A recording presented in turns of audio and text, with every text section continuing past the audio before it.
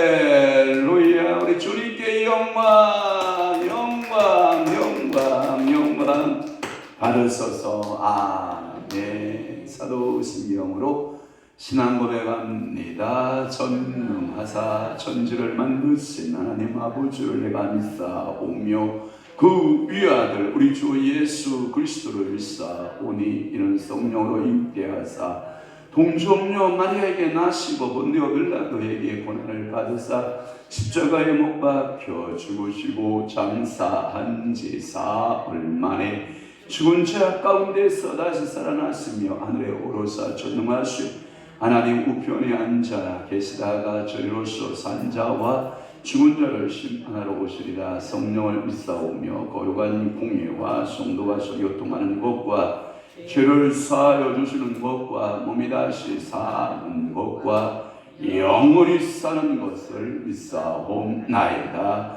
아멘.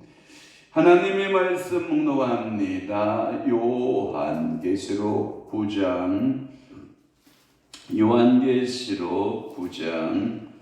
14절 말씀으로 우리 합독합니다. 9장 14절입니다. 자, 다 함께 우리 합독하도록 하겠습니다. 시작. 나 밝아진 여섯째 천사에게 말하기를 큰 강 유브라데에게 결박한 네 천사를 놓아주라 하매. 아멘. 나팔 가진 몇 번째 천사? 여섯째 천사에게 말하기를 큰 강 유브라데 결박한 네 천사를 놓아주라 하매. 아멘. 오늘은 요한계시록 9장 14절 말씀을 중심으로 해서 사순절 특별기도의 33번째 종말 이스라엘의 배교 틀이라고 하는 어떤 틀봄이라는 말인데 그 말씀을 통해서 여러분 은혜 받고자 하는 것입니다. 그렇습니다. 오늘 이 종말 이스라엘 배교 틀 이라는 말씀 통해서 은혜를 받고자 하는 거예요. 저기에 틀로 되어 있어요? 저기에 틀이 맞아요? 사모님 제가 아무리 실력이 나빠도 그 정도는 분별합니다. 틀로 바꿔주세요. 알았죠? 고맙습니다. 큰 첫 번째가 뭐냐? 예수님 초림의 비유를 여러 가지 사건들을 하세요. 그 중에 무화과나무 비유가 나와요. 무화과나무 비유가 나오는데 예수님의 초림을 무화과나무에 저주하는 사건에 마태복음 21장 18절에 19절 나오는데 다 함께 봐요.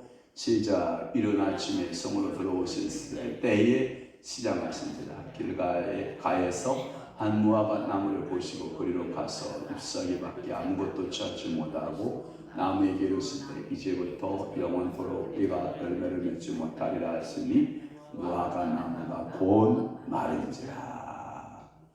나무 비유 가운데 무화과 나무를 비유로 해서 무화과 나무가 저주를 받아요.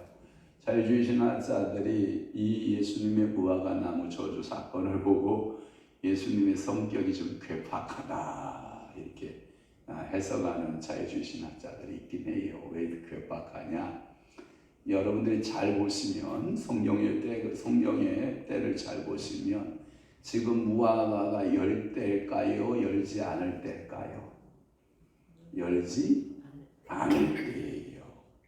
그런데 당연히 자연의 이치를 예수님이 하나님이시면서 그 위치를 자연의 이치를 못 깨달았다는 얘기냐?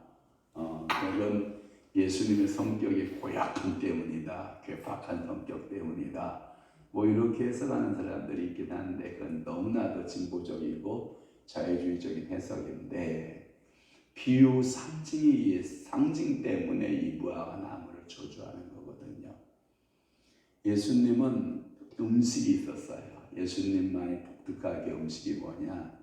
수가성 여인 가운데 대화에서 나오는데 나는 이미 식사를 하였다. 너희들이 알지 못하는 내게 뭐가 있다? 음식이 있다. 이렇게 말씀하셨거든요.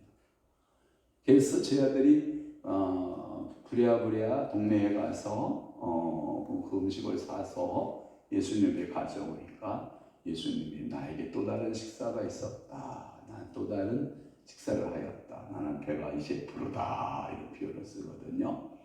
그것은 수가성 여인을 만나고 그 수가성 여인을 통해서 영혼을 구원받은 것이 예수님의 배부름이에요. 그래서 여러분들이 의에 줄이고 목마른 자가 배부름을 얻는 거거든요. 그러니까 예수님은 이 땅에 그러한 시장함을 달래러 오신 분이에요. 그게 뭐냐면 먹을 것을 찾으러 오신 예수님이세요. 그런데 이른 아침에 성으로 들어오실 때 예수님이 또 시장기를 느끼신 거예요. 그 말은 뭐냐면 자기 백성, 자기 땅에 온 거거든요. 그런데 예수님을 영접하는 자가 없는 거예요. 배도자의 전부 배도자의 길로 다 가버리는 아브라함의 후손들의 모습을 보면서 안타까워하는 거예요. 그래서 상징적으로 그 무화과 나무가 이야 종교성도 풍부하고 제사도 풍부하고 모든 것이 다 풍부한데 막상 뭐가 없어요? 열매가 없는 예수가 자기 땅에 왔음에도 불구하고 그 메시아가 자기 땅 자기 백성에 왔음에도 불구하고 알지 못하는 시장함. 참 예수님의 마음이 얼마나 답답했을까 하는 생각을 해봐요. 그 결과로 이스라엘에게 참 마음이 떨어지기 시작하는데 2000년 동안 나라 없는 서름 가운데 그들이 세계에 이리 치이고 저리 치이고 이리 치이고 저리 치이고 요람과 방랑의 생활하는 모습들을 보면 너무나도 예수님이 이들의 모습을 보면 너무나도 마음이 안타까운 거예요. 그래서 상징적으로 예수님이 그 무화과 나무 잎이 무성한 것만을 보시고 하나님이 예수 그리스도께서 그 징계하셨을 때 그것이 죽었다라고 할 때 예수님으로 인하여 이스라엘 백성들이 구원을 받았느냐? 아니다. 도리어 예수님 때문에 그들이 2000여 년 동안에 저주를 받을 것에 대한 예언의 말씀이 저 안에 들어있다라고 하는 거예요. 열매 없는 이스라엘, 열매가 없는 그들의 종교성. 그러니까 예수님께서 이 무화과 나무의 비유를 통해서 당신의 초림의 모습을 설명한 거라. 이해되시면 아멘.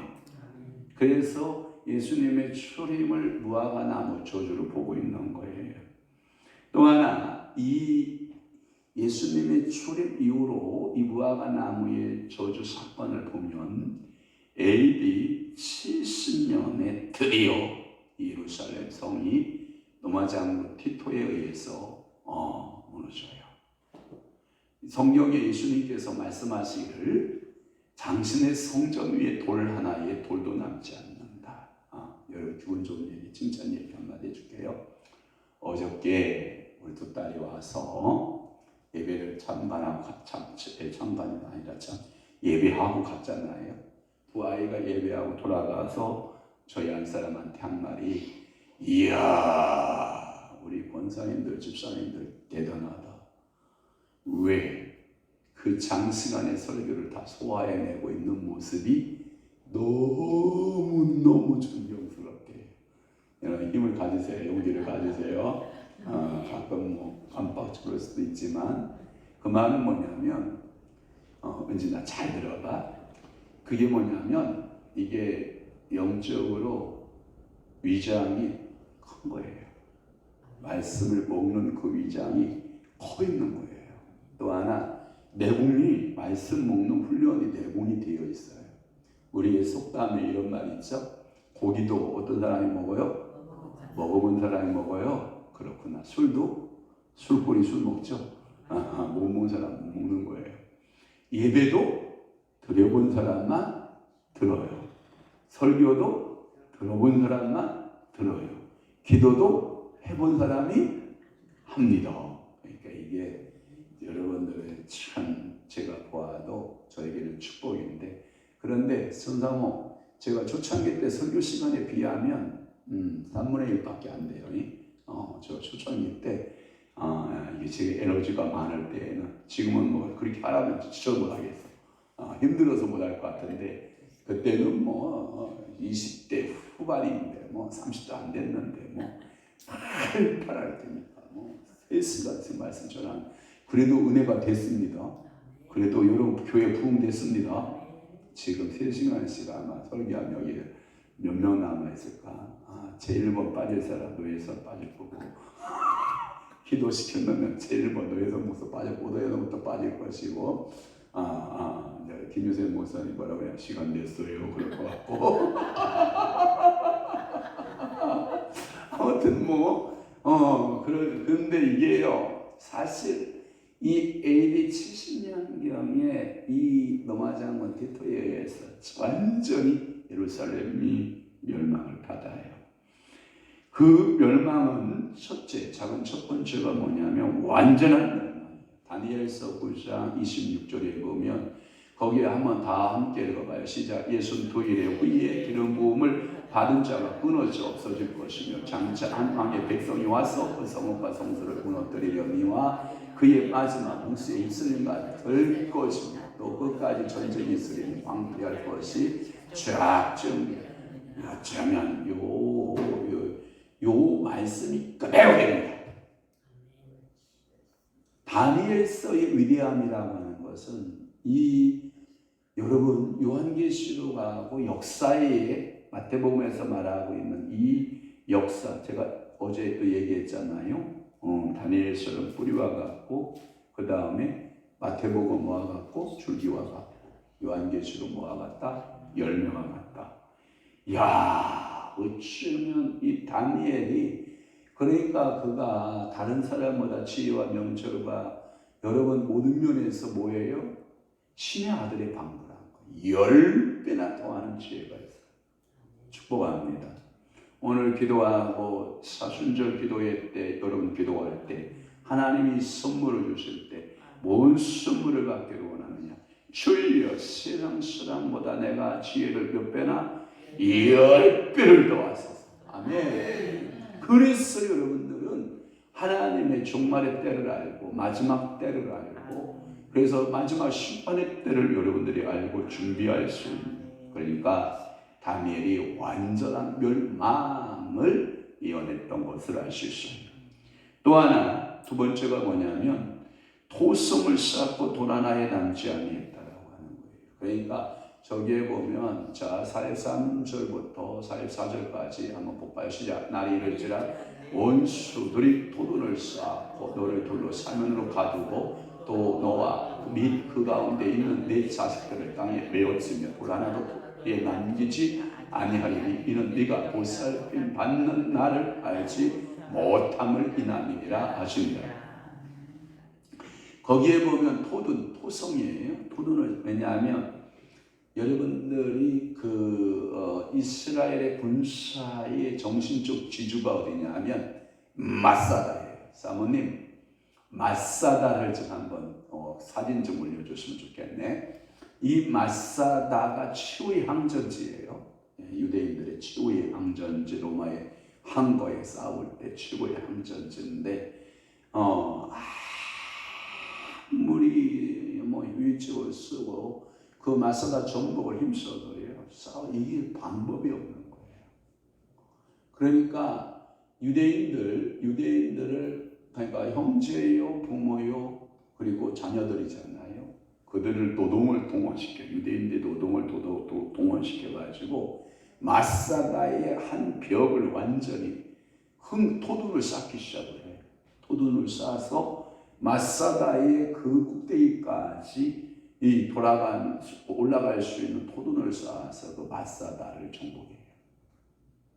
예루살렘 성도예요. 천혜의 성이에요. 예루살렘 성도 무너지지 않는다. 왜 안 무너지냐? 여호와 하나님의 성이다. 성전이 있는 그 성은 무너지지 않는다라고 그렇게 말하고 있는 그곳인데, 여러분, 그곳에 노마가 마지막 이 예루살렘을 무너뜨리기 위해서 흙을 갖다 쌓아서, 포도를 쌓아서 예루살렘을 무너뜨려요.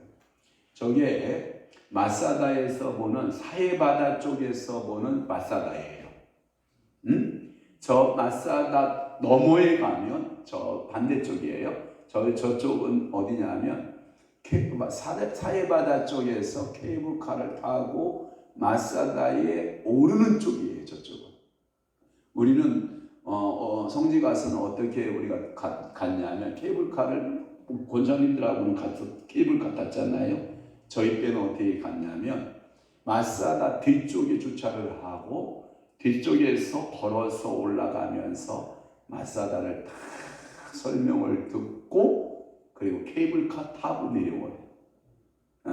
근데 우리는 케이블카가 너무 사람이 많아가지고 차라리 걸어 내려가 보자. 불과 몇백 미터가 안 돼요. 그냥 천혜의 그냥 이런 그 절벽, 천혜지의 절벽에다가 그 마사다의 저게 군사 요지예요. 그 저쪽 그 두 개가 저쪽 쪼개진 쪽, 그쪽 끝에가 헤롯의 여름궁전이에요. 헤롯의 여름궁전이 있고, 그래서 저기에 보면 너무나도 이게 최후의 항전지, 저걸 정복할 때 포도를 쌓아서 정복해 버리는 거. 그러니까 마지막 때에 토성이 쌓아져서 예루살렘 성이 무너지는 그런 것을 이유로 말씀해요. 또 하나, 세 번째는 뭐냐면, 예루살렘이 이방인의 지배 가운데 넘어간다라고 하는 거예요. 한번 볼까요? 누가복음 21장 24절에 보면, 시작. 그들이 칼날에 죽임을 당하며 모든 이방에 사로잡혀 가겠고, 예루살렘 이방인의 때가 자기까지 이방인들에게 밟히리라.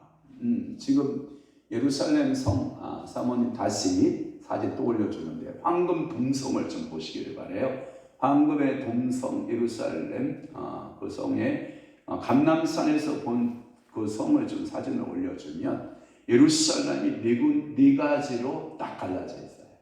네 개로 딱 갈라져 있어요. 어디로 갈라져 있냐면, 한쪽은 유태인, 한쪽은 이슬람, 한쪽은 기독교인, 한쪽은 다른 종파, 그들이 네 개로 딱 나눠져 있어요.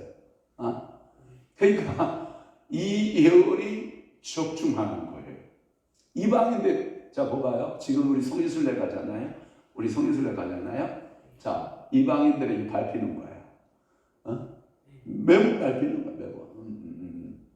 이방인의 때가 차기까지 가보면, 여러분 재밌는 게 뭐냐면, 예루살렘 성에 전부 바닥이 뭘로 깔려 있어요.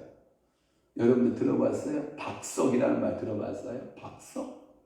반석 말고 박석이라는 말 들어봤죠? 성경에 나오죠? 예수님이 그 박석 깔린 곳에서 심판을 받으시는 모습이 나오는데, 그게 전부 돌로 깔려 있어요. 예루살렘 그 도시는 구도시만 하는 거예요. 그 성 안은 전부 이 돌로 되어 있어요. 돌로. 그러니까 이 돌이 우리나라 같이 화강 같이 이렇게 견고하고 단단한 질을 가지고 있는 돌이 아니라 연한돌이에요. 연한돌이라서 하도 순례객들이 밟아서 반들반들, 유리바다 같아. 유리바다 같이 그냥 반들반들해요. 저기 보고 있는 감람산에서 바라보고 있는 저 예루살렘이에요. 조금 사모님 확대해 주면, 예루살렘 쪽을 더 황금 도성 쪽으로 좀 확대해 주면 더 좋으련만, 저 너무 멀다. 그래서 저 황금 동성이 완전히 네 개로 이방인의 줄로, 구역으로 쫙 나눠져 있다는 거예요. 그러니까 이 성경의 예언대로 된다 안 된다? 되었다라고 하는 것이고요. 또 하나는 네 번째는 그들이 노예로 팔립니다. 완전히 노예로 팔리는 이리저리 세계를 향해서 노예로 됐다. 고마워요. 저게 앞에 맨 앞에 그 무덤이에요. 무덤. 그러면 재림주가 그들을 말하는 메시아. 우리는 재림주가 되지만 그들이 메시아. 이스라엘을 예복하는 메시아가 오면 어디로 들어가냐? 시온 성문 향하여 들어간다는 거예요. 시온 성문 향하여 들어갈 때에 죽은 자들이 일어난다는 거예요. 그래서 저기 다 무덤이에요. 앞에 허옇게 되어 있는 것. 그 다음에 저 뒤에 이게 성벽이에요. 성벽. 알았죠? 여기 다 앞에 허연 건 다 무덤이고 뒤에 것은 성벽. 예루살렘 성벽. 저 황금동은 원래 저 자리가 모리아산, 솔로몬의 성전이 세워져야 할 그 자리에 지금 다니엘서의 말씀처럼 가증한 것이 서 있는 거예요. 이슬람 사원이에요. 그래서 이 가증한 것이 서져 있는. 그래서 이게 감람산에서 본 예루살렘, 이 예루살렘 성구 도시가 네 구역으로 쫙 나눠져 있음을 여러분들이 보시기를 바라요. 또 하나 다섯 번째는 뭐냐? 후손까지도 피 흘림이 있어요. 그거 다 했어요, 사모님. 자, 다섯 번째 해야 돼요. 다섯 번째는 뭐냐? 후손까지 피 흘리는 마태복음 27장 24절 26절에 보면 이 피값을 누구에게 하니까 그 피를 우리 자손에게. 이게 2000년입니다. 2000년. 여러분 말 잘하셔야 돼요. 요즘 우리 사모가 유독히 지독스럽게 저희 한 사람 저한테 뭐라 그러냐면 말십니다. 말을 잘하셔야 됩니다. 와, 계속 말에 대한 주문을 저한테 거는 거예요. 계속 말을 주의할 것에 대한 왜냐하면 말은 제가 위에 계신 분이 말이 좀 이게 말빨이 좀 세거든요. 저도 그 유전자가 있어서 말빨이 좀 센데 좋은 건 아니에요. 그러니까 좋은 유전자를 갖는 게 좋은데 이게요 말 여러분 정말 조심해야 돼요. 백성이 다 대답 25절에 보면 백성이 다 대답하여 이르되 그 피를 우리와 우리 자손에게 돌릴지어다 하거늘 26절을 읽어보세요.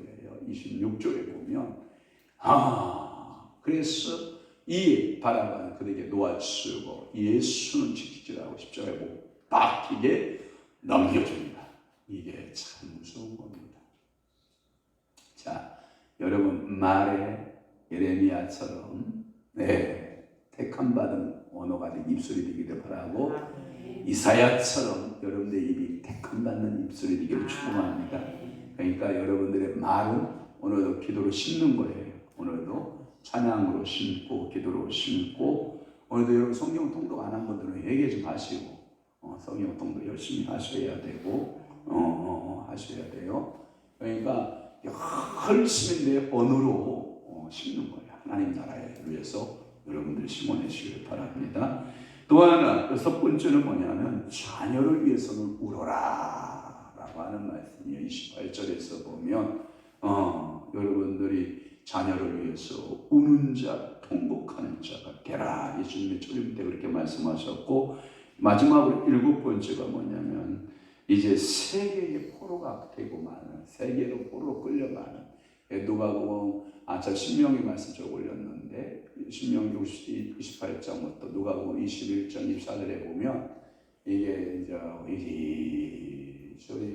이리저리 끌려다니고 이 유리하는 방황하는 이스라엘의 모습을 보아요. 이게 예수님의 초림의 무화과 나무의 저주를 보면 이게 뭐냐면 소설을 읽을 때 뭐가 딱 서론을 쭉 읽어보면 뭐가 딱 보이잖아요. 그와 같이 복선이 깔려있어요. 무화과 나무의 저주의 복선이다. 예수님은 그 말씀을 하고 있는 거예요. 그럼 두 번째는 뭐냐? 자, 이 교회 시대의 7개 교회 가운데 사빌라 마지막이 라오디게아 교회죠. 그래서 라오디게아 교회의 특징은 뭐냐? 종말 시대를 말해요. 교회 시대 중에서 마지막 라오디게아 교회를 말하잖아요. 그래서 이 또 비유를 뭘로 하냐면 무화과 나무가지가 연하여지면 마태복음 24장 32절 시작. 무화과 나무의 비유를 배우라. 그 가지가 연하여지고 잎사귀를 내면 여름이 가까운 줄을 아나니. 자, 또 예수님께서 종말의 때 너희가 무화과 나무에서 잎사귀가 연하여지면 여름이 온 줄을 알듯이 너희들이 종말의 때를 아는 자가 됐으면 좋겠다 이 뜻이에요. 지혜자는 종말의 때를 안다 모른다? 안다. 자 봐봐요. 자 충성된 종과 어리석은 종이 주인이 어리석은 종은 뭐하리라 생각해요? 더디 오리라 생각하고 먹고 마시고 뭐예요? 종들을 뭐예요? 때리고. 이게 뭐야? 말이 돼. 지혜로운 자는 뭐예요? 항상 주인이 올 것을 기대하는 거예요. 여러분들은 어떤 신앙이에요? 주님 맞을 준비하고 있나요? 기대하나요? 지금이 종말 시대라고 믿으시나요? 이런 신앙을 여러분들이 가지셔야 된다라고 하는 거예요. 그래서 이 무화과 나무는 이스라엘로 풀리기 시작을 하면 새로운 잎사귀가 나는 것은 2000년 동안 나라를 잃어버리다가 독립의 가능성을 말씀하고 있는데 이게 1917년에 발포 선언과 함께 최초로서 이제 독립의 선언이 약속받게 되고 그리고 이 발포 선언과 함께 이 유대인들이 나라를 아브라함과 이삭과 야곱에게 준 그 전과 구려온 가나안 땅을 선물로 받는다는 것 때문에 전쟁 자금을 유대인들이 엄청나게 투입시켜요. 그래서 독일의 히틀러와의 전쟁에서 승리를 해요. 연합군이. 그런 이후에 1948년 우리나라의 독립은 언제죠? 우리가 몇 년 빨라요? 3년 빨라요? 3년? 3년 빨라요 우리가? 이야 저기는 3년 후 1948년 5월 14일에 드디어 영국의 처칠이라고 하는 수상에 의해서 이스라엘의 독립선포가 빠방 이루어지는 거예요. 이야 즐기다 몇 년? 2000년 그 핏값을 달라고 예수님의 초림 때 무너졌던 그 성이 다시 회복받는데 몇 년이 걸렸다? 2000년. 말라 죽었던 무화과가 새 잎사귀가 나는 때 몇 년? 2000년. 이야 징글징글해. 여러분 하나님이요 만만히 보면 여러분 안 돼. 여러분 인생은요 아침에 뭐 같아요? 아침에 풀 같고 이슬 같고. 그런데 주님은 뭐라고 말씀하는지 알아요? 야 나는 하루를 천년으로 보고 천년을 하루같이 보는 분이야. 그러니까 여러분 그분 앞에서 시간 게임 하고서 이길 사람 있어요? 없어요? 없어요. 그러니까 여러분들에게 한 가지 해야 할 일이 딱 있다면 맡은 자들에게 구할 것은 뭐다? 이거 알긴 줄 알았는데 충성하나 모르겠어. 도대체 뭐에 충성하는 거야? 뭐에? 예? 오늘 여러분 뭐에 충성해서? 내가 보니까 오늘 저 충성한 건 있더라. 열심히 오늘도 나무 심었습니다. 우리 안사람이 그 일하는 인부 가운데 우리 고향이 충청도 논산인데 거기 논산 옆에 연무대 가는 쪽에 양촌이라는 데가 있어요. 양촌. 거기에서 멀케와 뿌리를 잘라다 줬는데 많아요. 생각보다 의외로 많아요. 오가피나무 알아요? 예, 오가피나무를 젖들에다가 또 쭉 오가피나무를 심었어요. 그러니까 제가 심으니까 하나님이 야, 황 목사 너 오가피나무 심었냐? 내가 좀 물 좀 뿌려줘야 되겠다. 이제 하나님이 불피를 쫙 뿌려줄 거 아니야? 그러면 여러분 이 오가피나무가 자랄까 안 자랄까? 싹이 피어서 막 자라기 시작하죠. 그러면 오가피나무를 언제 먹는지 알아요? 새순이 막 돋기 시작을 하면 삼겹살 먹을 때 여러분들이 이제 상치 따라가고 오가피 잎사귀 따라가야 돼. 알았어요? 오가피 잎 따다가 상치 쌈하고 오가피 잎사귀하고 그다음에 당귀 잎사귀 하고 이렇게 싸서 막 이제 입이 터지도록 밀어 넣어도 돼요. 이제 소 한 마리, 항상 뭐 아니죠. 돼지 한 마리 잡아오면 막 이렇게 해서 막 싸서 이제 먹으라고요. 제가 상치 심어 놓고 할 테니까 열심히 드시라고. 하나님이 생산하고 계시죠. 그 속에 묻어놓으면 하나님이 다 자라게 하죠. 그리고 이 생명이라고 하는 것이 참 위대한 게 뭐냐면 자기가 생명을 가지고 있으면 살려고 발버둥을 쳐요. 식물도 살려고 발버둥을 치고 제가 저쪽에 지금 귤나무가 꽃을 그냥 한 200개를 매달린 것 같아가지고 제가 의심을 조금 해봤어요.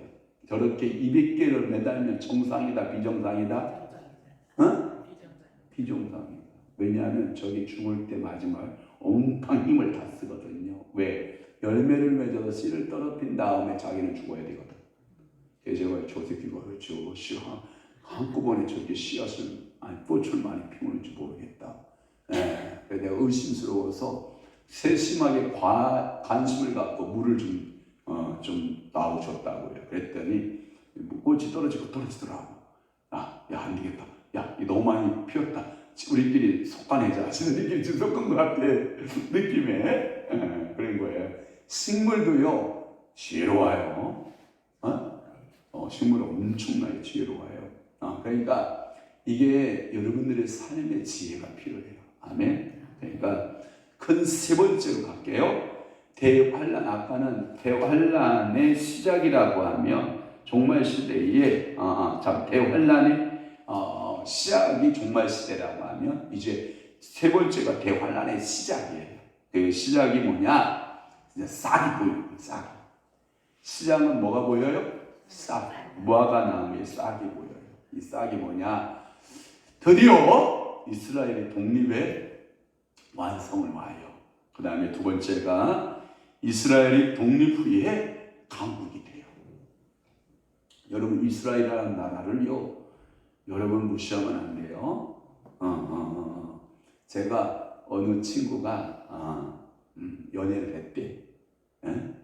연애를 했는데 한국 남자예요. 근데 이스라엘 여자하고 연애를 한 거야. 와. 그래서 이스라엘은 봐봐요. 근동아시아. 우리 대한민국은 어떤 아시아? 극동아시아. 지구 끝에 꺼풀이 생기는 거예요.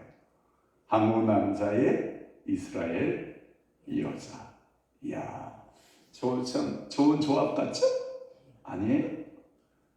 그래서 이게 결혼을 하게 된다. 이런 얘기를 내가 들었는데, 그게 뭐냐면, 어쩌면, 이 이스라엘이라는 나라가 여러분 참 연구 대상의 나라예요. 우리나라 같이 단일 국가의 모습을 안 갖고 있어요. 거기는 굉장히 복잡해요, 구조가. 그 작은 강원도만 땅덩어리에 그 도심 속에가 여러분 교회 이 높이만큼의 옥벽을 치고 사는 나라. 그래서 이 동네에서 저 동네로 옮겨가요. 이스라엘 땅에서 이슬람 땅으로 가잖아요. 그 군인들이 지키는 곳을 가는 집 통과를 해야 돼요. 그리고 모든 여자도 뭘 해야 돼요? 국방의 의무가 있어요. 남자만 국방의 의무 하는 게 아니에요. 거기는 항상 전시라고 하는 상태를 유지해야 돼요. 왜? 언제 어떻게 유대인들을 향하여 테러가 일어날지 모르는 치안이 매우 불안한 나라. 그럼에도 불구하고 우리나라 사람들은 최고 행복하게 샬롬의 땅이라고 해서 거기서 야구 오는 나라. 참 아이러니컬하죠. 거기 있는 사람들은 항상 불안하여 긴장하고 있지만 우리 대한민국 사람들은 거기 가서 너무 해피한 나라. 뭐 이슬람하고도 가도 친구, 유대인들하고 가도 친구, 천주교한테도 가도 친구, 어느 종파의 누구하고도 다 친구할 수 있는 나라. 우리나라 기자가 세계에서 최고 많이 갈 수 있는 비자를 갖고 있다는 거 여러분 아시죠? 미국도 그렇게 많이 못 가요. 미국 비자 가지고 그렇게 많이 못 가요. 왜? 미국 사람에 대한 제한 때문에. 미국 사람이 갖고 있는 그 제한성 때문에 뭐가 떨어지는 소리가 나? 바람, 바깥에 바람 소리에? 주여! 아무튼 여러분 이스라엘이 독립의 강국이 돼요. 성경대로. 또한 세 번째, 이스라엘의 복음이 전파돼요. 여러분 이스라엘을 여러분들이 우습게 생각하면 안 돼요. 자, 마태복음 10장 23절에 이 동네에서 너희를 박해하거든 저 동네로 피하라. 내가 진실로 너에게 이르노니 이스라엘의 모든 동네에 다 다니지 못하여서 인자가 오리라. 그 다음에 로마서 11장 25절 한번 보시기를 바랍니다. 시작. 형제들아 너희가 스스로 지혜 있다면서 이 신비를 너희가 모르기를 내가 원하지 아니하노니 이 신비는 이방인의 충만한 수가 들어오기까지 이스라엘 더러는 우둔하게 된 것을. 그러니까 우리를 구원하시려고 잠깐 접어둔 거예요. 그들이 복음으로 깨어나기 시작하면 무섭게 일어날 거예요. 그러니까 백두도 예루살렘 누가 한 거예요? 최바울이가 한 거죠. 최바울 선교사가 무슨 선교단 끌고 있어요? 예수 전도단. 그래서 최고의 마지막 복음에 미칠 곳은 어디다? 백두도 예루살렘이 곧 그 말에 원리는 뭐냐? 원의 원리와 똑같아. 시작이 뭐가 되는 거예요? 끝이 돼. 마지막이 되는 거예요. 또 하나는 뭐냐면 네 번째가 이스라엘 예루살렘 수도 회복이에요. 여러분 얼마 전에 트럼프 알아요? 트럼프? 자, 이스라엘 실제적 수도가 어디예요? 텔아비브. 그런데 트럼프가 대통령 되고 야, 유대인들이 얼마나 트럼프에 돈을 많이 갖다 줬는지 아까 도널드 트럼프가 뭐라 하냐? 도널드라는 뜻이 뭔지 알죠? 오리 집안이 오리. 그러니까 그 조상들이 오리를 먹였어. 그래서 오리의 도널드라는 뜻이 가지고 있는데 도널드 트럼프 트럼프 입이 꼭 오리 주린 같이 생겼잖아. 그러니까 얼마나 왜 웃어? 오리가 갑자기 연결이 됐어? 그렇지. 매치가 되잖아? 근데 이 트럼프가 대통령이 되고 한 일 중에서 뭐라고 했냐면 이스라엘의 수도는 예루살렘이다. 이거 딱 집어줬어. 이야, 참 대단한 나라야. 이게 수도 회복이에요. 이게 말씀대로 이루기 위해서요. 알았죠? 그냥 된 게 아니에요. 다섯 번째가 뭐냐? 이스라엘의 성전 회복이에요. 이스라엘의 성전이 회복. 다 함께 봅시다. 자, 데살로니가후서 2장 4절. 그는 대적하는 자나 신이라고도 불리는 모든 것과 숭배함을 받는 것에 대항하여 그 위에 자기를 높이고 하나님의 성전에 앉아 자기를 하나님이라고 내세우니라. 아멘. 그 성전이 완전히 저 우상 숭배 다 떠나가고 성전이 다시 회복되는 거예요. 정결하게 신부같이 완전히 예루살렘의 그 성이 회복받을 거예요. 여섯 번째가 뭐냐? 이스라엘과 저 그리스도의 한 일에 동안 언약이 시행돼. 이거는 불안한 언약인데 지금 팔레스타인 피에로라고 하는 단체 있잖아요. 걔네들하고 불안한 동거. 그걸 보고 뭐라냐면 사모사님 그렇게 졸면 불안해요. 그러니까 불안한 동거를 하는 거야. 이게 불안한 동거가 있어. 그러니까 그들이 지금 불안한 동거 속에서 지금 있는 거야. 알았죠? 힘들 거예요. 너무 많이 돌아다녔어. 자, 그 다음에 네 번째는 뭐냐면 대환란 중간에 있어. 대환란 중간계는 세 가지로 정립이 가능한 세 가지가 아니다. 잠깐 볼까요? 그렇지, 세 가지다. 자, 대환란 중간에 세 가지로 정립이 되는데 첫째가 뭐냐? 이스라엘 중동 전쟁을 해요. 그런데 이미 성경은 이스라엘 이긴다가 답이야. 이게 뭐냐? 제3차 대전, 세계 3차 대전이 거기서 난다. 그러니까 여러분 조금 안심해도 돼. 제가 설교 준비하면서 제 마음이 감사하다. 그 허약호가 여기 한반도가 아니고 다행히도 그쪽이라서 좀 다행이긴 한데 이게 성경적 예언이에요. 이게 3차 대전이 일어나면 제가 얘기했잖아요. 해 3분의 1 떨어져요. 별이 3분의 1 떨어지고 달빛이 3분의 1이 어두워지고 떨어진다는 말은 어두워진다는 얘기예요. 그만큼 전쟁으로 인하여 지구상의 변화가 일어나기 시작하는 거예요. 엄청난 지구의 몸살이가 시작돼요. 핵이 여기서 우주선 저기서 우주선 떨어지고 폭발하고 난리가 날 거예요. 이 전쟁은요, 이제까지 인류가 한 전쟁의 최고 수많은 전쟁사 이야기가 있잖아요. 아마 이 세계 3차 대전은 가장 끔찍한 전쟁이 될 거예요. 성경에 이 전쟁을 가리켜서 아마겟돈이라는 말을 써요. 무슨 전쟁? 아마겟돈 전쟁. 쓴쑥이 떨어지고 인생의 고통스러운 기간이 이때에 대환란 중간기에 있을 것이다가 답이에요.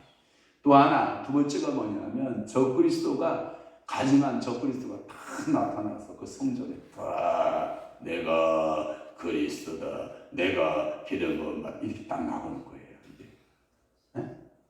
이게 마지막 때가 오는 거예요. 그게 누굴 가능성이 많냐? 여러분, 세계에서 최고 부한 나라가 미국이 아니에요. 세계에서 돈이 최고 많은 곳이 어디냐면 교황청이에요. 교황청. 세계에서 최고 큰 나라가 여러분 미국 같죠? 미국 인구가 불과 얼마 안 돼요. 세계 천주교인이 한번 그거 찾아볼래요? 지금 미국이 인구수가 얼마고 지금 세계적으로 로마 캐톨릭 신자가 얼마인가를 한번 좀 비교 좀 해줄래요? 미국이 째리가 안 돼요. 그러면 그 말 한마디에 그 돈의 장악권과 분사력의 장악권을 누가 갖느냐? 교황이 가질 확률이 많다가 이게 이제 교회사 학자들이 보는 견해인데 달리 보는 사람들도 있는데 저 보편적으로 그렇게 보고 있어요. 그러니까 여러분 미국 대통령을 떨어뜨리고 당선시키고 할 때 그 자금줄이 세 자금줄이 움직여요. 첫째 자금줄 유대인도, 두 번째 자금줄 중국 왕서원도, 세 번째 자금줄이 로마 캐톨릭도. 이들이 정치에 개입하기 시작하고 목소리를 내기 시작하고 막 이런 거예요. 그 다음에 세 번째가 뭐냐면 적그리스도의 제사와 그 다음에 예물을 금지시켜요. 그러니까 적그리스도 제사와 이제 예물이 금지되는 이러한 대환란 중간기에 되어질 세 가지 일이에요. 마지막으로 이제 대환란 끝이 와요. 이 대환란이 끝이 되면 이제 우리 주님께서 드디어 빠바밤빵 하고 실제가 딱 나타나요. 그럼 거짓된 것들이 뭐예요? 쎄쎄하죠.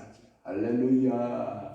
우리 주님 그날 오기를 축복합니다. 정말 우리 기대하고 고대해야 합니다. 신랑 되신 예수께서 다시 오실 때 밝은 등불 들고 나갈. 제가 오늘 김창희 목사님 설교 2편을 들었거든요. 김창희 목사님, 충영교회 김창희 목사님 설교를 2편 들었는데 김창희 목사님 특징이 있더라고요. 나는 김창희 목사님을 살아생전 설교를 우리 제가 학교 다닐 때 채플 인도하러 와서 한번 듣고 한 번도 제가 충영교회 가서 우리 김창희 목사님 설교 한 편을 못 들어봤거든요. 그런데 제가 유튜브 하니까 또 뜨더라고요. 그런데 그분 설교 특징이 뭐냐면 말씀을 푸는데 전부 찬양으로 풀어요. 그러니까 말씀 전하다가 찬양하면서 말씀 풀고. 그런데 저도 닮았더라고요. 우리 주님 모신다 그러니까 신랑 되신 나팔 불 때 나의 이름, 나팔 불 때 나의 이름, 나팔 불 때 나의 이름, 부를 때에 잔치 참여하겠네. 예수님이 대관한 끝에 이제 와바밤 재림이 딱 오시면 감람산 재림과 예루살렘의 구원이 이루어지게 될 거예요. 그것은 스가랴 14장 4절에 11절 말씀에 보면 4절에 우리 사모가 띄워놨으니까 읽어봅시다. 그날에 그의 발이 예루살렘 앞 곧 동쪽 감람산에 서실 것이요 감람산은 그 한가운데 동서로 갈라져 매우 큰 골짜기가 되어서 산 절반은 북으로 절반은 남으로 옮기고. 사모야 아까 그 황금 동성 있잖아. 그것 좀 다시 보여줘. 이 5절이 그대로 적용되는 거예요. 자, 조금 기다려봐요.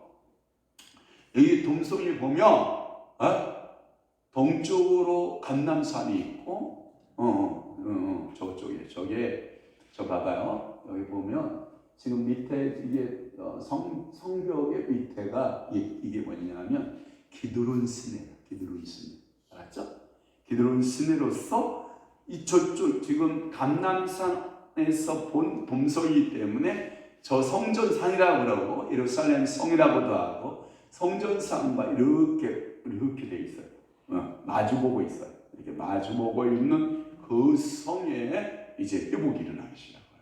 누가 오시면 예수님이 오시면. 그래서 저 성전이 그렇게 교회사회 속에서 그 성전의 순환사, 여러분 예루살렘 성이 얼마나 힘들고 그 전쟁이 많았던 그 성이요 드디어 메시아의 재림과 함께 저기서 뭐가 이루어지냐, 하나님 나라의 신부들이 거기서 잔치가 이루어진다라고 이렇게 그들은 믿어요.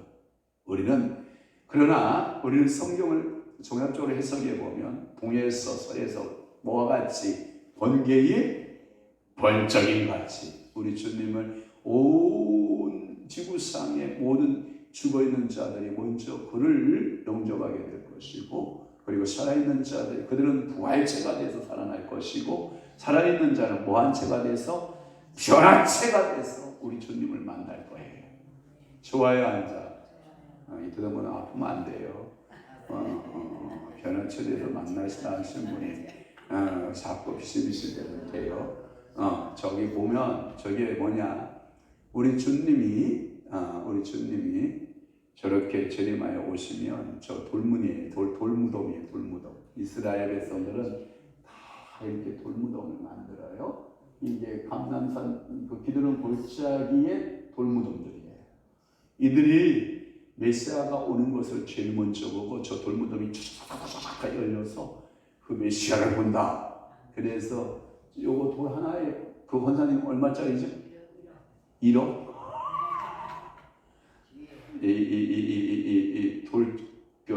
관 하나 들어갈 만한 게 1억이 넘는다는 거예요. 그리고 그들은 우리나라는 무덤에 가면 거기다 꽃을 올려놓거나 먹거리를 이렇게 올려놓잖아요. 예? 근데 이스라엘 사람들은 저기 무덤 위에 올려진 게 음식같이 보여요? 돌같이 보여요? 그들은 돌을 올려줘요. 네? 알았죠? 근데 그들은 꼭 묘지 찾아가면 큰아들 갖다가는 돌 하나 올려주고 작은 아들 가면 돌 하나 올려주고 이게 돌을 올려주는 예법이 있다고 그래요. 그래서 그게 돌이에요. 전부 다 돌. 여러분 한번 제가 이 사진들을 이렇게 볼 때마다 소망을 가져봐.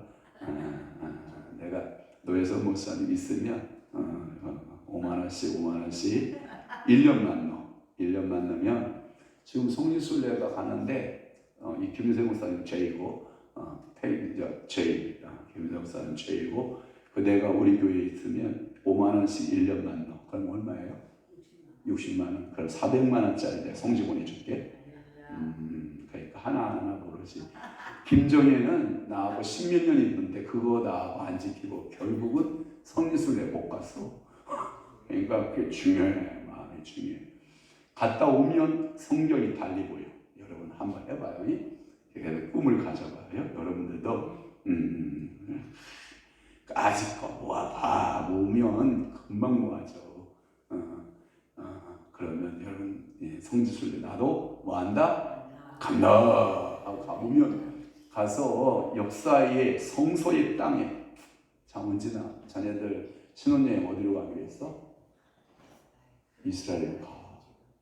이스라엘로 가서 성지순례를 해. 응? 저 신혼여행 며칠 가기로 했어? 일주일간?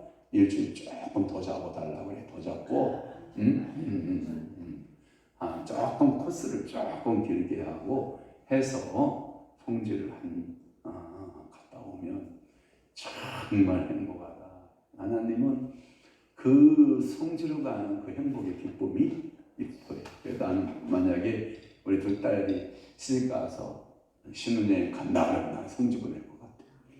성지 가서 여행 가서 빡시게 차 탔다 내렸다 가서 듣고 또 메모하고 뭐 이렇게 재밌어요.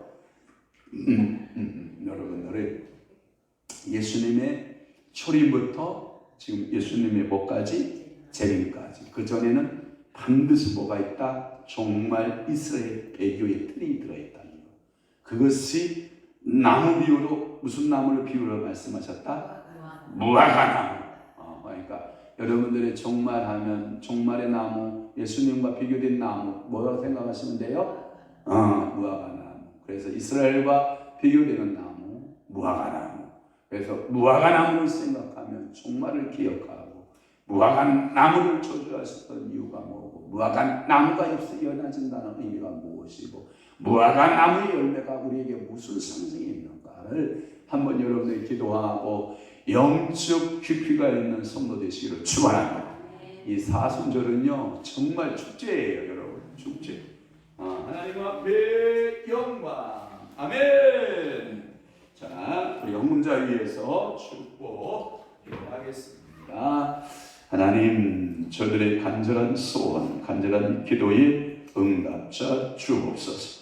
성령의 음성이 분명히 들리기 원합니다. 주의 음성 듣기 원하는 박경희 집사님, 주여 이 시간 네가 나서는 예수의 이름 명하노니 영의 귀가 열려 성령의 음성 듣기를 원합니다.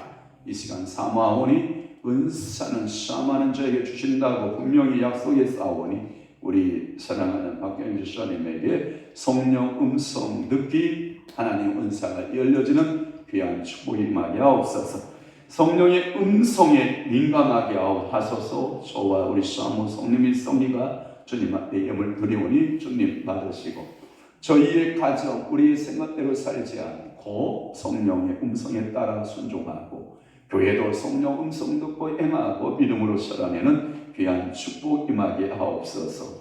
원주님 사랑하는 귀한 우리 선생님과 이태던 권사님 주님 앞에 귀한 하나님 11조 예물 드리오니 우리 원주님 귀한 성도님 다 예수 믿게 하시고 그의 자녀 손손들이 다 예수 믿고 하나님의 전국 백성들이고 믿음의 역사 이루어가는 축복의 종들이 다 되도록 우리 아버지 은혜 베푸시고 우리 대원선이 건강의 축복 주시고 은혜의 축복 믿음의 축복 항상 기도하고 응답받고 성령의 감동 따라 살아내는 귀한 은혜 있게 하여 주옵소서. 시세를 알고 시대의 할례를 알게 하소서. 쓰임받는 가정 되게 하옵소서. 김규래 원사님 그렇습니다. 성령의 사람은 시세를 압니다. 성령의 사람은 시대를 분별할 줄 압니다. 그러기에 우리 사랑하는 김규래 원사님에게 지혜 분별력 주시고 하나님 다니엘에게 주었던 10배나 더하는 분별력을 우리 사랑하는 원사님과 그의 가족의 자녀들에게 임하게 하여 주시옵소서. 사순절 기도에 한없는 십자가의 사랑이 깊이 느끼게 하신 주님을 생각할 때 감사합니다. 이태남 원사님 이 사순절 주님과 함께 동행하고 동거하는 아름다운 축복을 허락하여 주옵소서. 주님 감사드립니다. 주의 선하심이 내 안 내면으로 말씀의 능력으로 나타나게 하옵시며 입술의 번새가 선포하는 대로 그대로 성취되게 하옵소서. 목사님 주님 앞에 감사의 예물 드리오니 주님 받으시고 은혜 주시고 성령으로 충만한 하나님이여 내 생각으로 읽고 깨달아진 말씀이 아니라 성령의 감동, 감화, 역사하심으로 인도하심으로 말씀들이 열려지고 깨달아지고 그 말씀이 손끝이면 그대로 이루어지고 성취되는 은혜가 임하게 도와주옵소서. 하나님의 은혜의 사랑 감사합니다. 전하순 권사님 주님 앞에 하나님 아버지 앞에 감사하여 예물 드리는 사랑하는 귀한 성께 하나님 기억하시고 믿음 역사 있게 하시고 축복하시고 주시고 주님께서 강권적으로 붙으셔서 하나님 아버지 앞에 크게 쓰임받고 축복받는 아름다운 은혜가 넘쳐나게 하여 주옵소서. 늘 건강에 축복 주시고 주 안에서 섬기고 애쓰며 봉사하는 그 모든 것을 우리 주님이 보시고 하늘문 여시고 성령으로 기름 부으시고 축복의 기름 부음이 자녀 손손들에게 흘러가게 하여 주옵소서. 오늘도 이 예배에 함께 참여하는 사랑하는 모든 주의 성도들과 주의 청도들 주님이 복되게 하시고 종말의 이스라엘의 배교의 모습 예수님의 초림부터 재림까지의 무화과 나무의 모습의 비유를 통해서 깨닫게 하시고 알아듣게 하시오니 감사합니다. 성령 하나님께서 은혜 주시고 축복하여 주옵소서. 이제는 우리 주 예수 그리스도의 은혜와 하나님 아버지의 극진하신 사랑하심과 성령님의 감화 교통 내주 위로 역사 충만하심이 오늘 남은 때에 더욱더 주의 말씀대로 살고 은혜대로 살고 하나님의 뜻대로 하나님 앞에 분별된 성령의 사람으로 살아내어 시대를 분별할 줄 알고 하나님께 영광 돌리기로 사모하고 기억하는 사랑하는 귀한 성도를 신령 위에와 교회 위에 이제부터 영원토록 함께 있을지어다. 아멘.